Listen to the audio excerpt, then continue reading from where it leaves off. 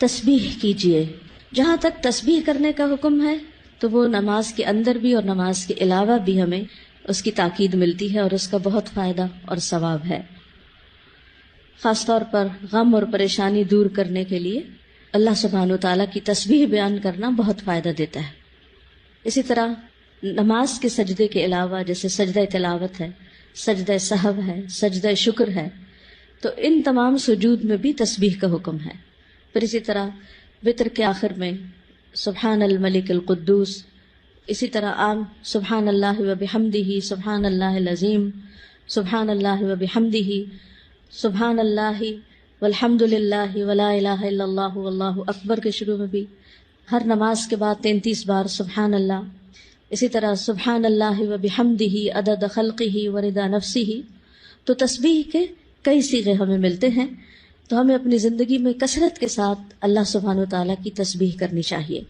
بس آپ نصیحت کیجیے.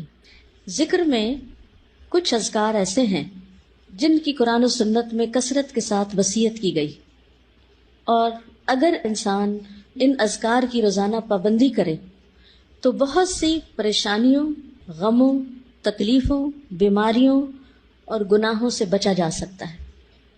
یہ ذکر قلعہ ہے، محفوظ قلعہ. جب انسان اللہ کا ذکر کرتا ہے تو ایک محفوظ قلعے میں آ جاتا ہے. کس کس چیز سے قلعہ ہے؟ کس کس شر سے؟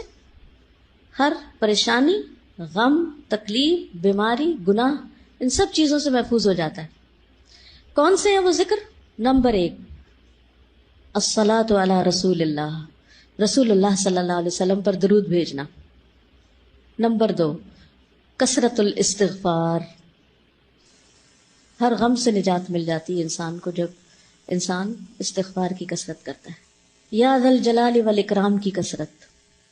رسول اللہ صلی اللہ علیہ وسلم نے اس کی تاکید کی ہے کہ کثرت سے یا ذا الجلال والاکرام پڑھا کرو. آج ہم میں سے کس نے کتنی دفعہ پڑھا؟ شاید ایک دفعہ بھی نہ پڑھا. تو اس کی عادت ڈالیے. جو میں آپ کو 5 ذکر بتانے لگی نا، ڈیلی میک شور کہ آپ یہ کرتے ہیں، چاہے کچھ دفعہ ہی کریں. تھوڑا شروع کریں گے، زیادہ کی بھی عادت ہو جائے گی انشاءاللہ. لیکن اس کا فائدہ بہت زیادہ ہوگا. فائدہ یہ کہ آپ بہت سے غموں اور پریشانیوں سے نکل آئیں گے. جب ان سے نکلیں گے تو آپ کا وقت بچنے لگے گا، اور وہ وقت آپ مزید انویسٹ کر سکتے ہیں ذکر ہی میں. پہلا کیا ہے؟ درود شریف. دوسرا استغفار. تیسرا یا ذا الجلال والاکرام. آپ نے فرمایا الظو، اس کو زیادہ کر لو، لازم کر لو. اور اس میں واقعی بہت بڑا راز ہے، کیونکہ اس میں اللہ کے 2 ناموں کو خاص کیا گیا ہے. یعنی ایک جلال کی بات ہے اللہ کی، اللہ جل جلالہ اے جلال، جمال، کمال اور عظمت کے مالک، اور دوسرا الاکرام، عطا اور بخشش کے مالک. یعنی آپ اللہ کی حمد و ثنا بھی کر رہے ہیں اور مانگ بھی رہے ہیں. چوتھا لا حول ولا قوت الا باللہ. نبی صلی اللہ علیہ وسلم نے صحابہ کو اس کی بہت تاکید کی اور فرمایا کہ یہ جنت کے خزانوں میں سے ایک خزانہ ہے. اور آپ اس کو پڑھنا شروع کریں تو آپ عجیب و غریب تبدیلی اپنے اندر پائیں گے. نمبر 5 لا الہ الا انت سبحانک انی کنت من الظالمین وکذالک ننجی المؤمنین. غموں سے نجات کے لیے.